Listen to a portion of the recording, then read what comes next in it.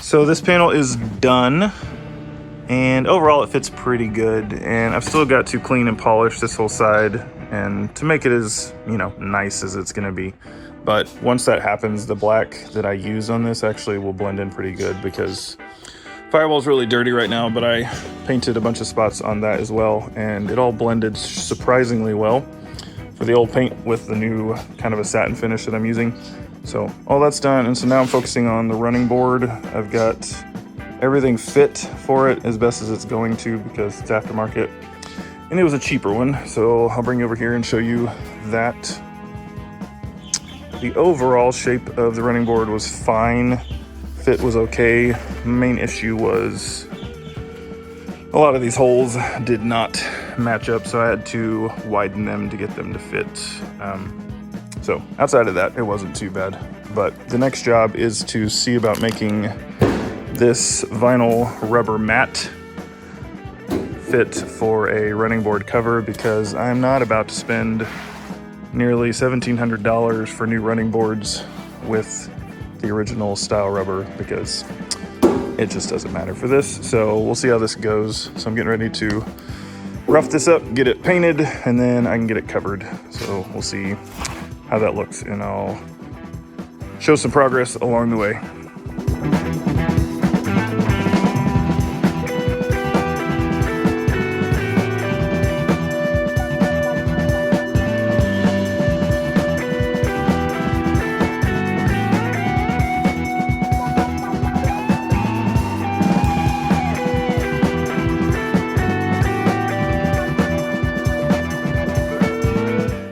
Running board is primed and ready, so we're going to see how this goes. I am attempting to just use Weldwood contact cement. We'll see how everything holds up. This is vinyl, not silicone, so we'll see how everything sticks and if it all works out. But it'll actually be a pretty good look, so I'll keep you posted.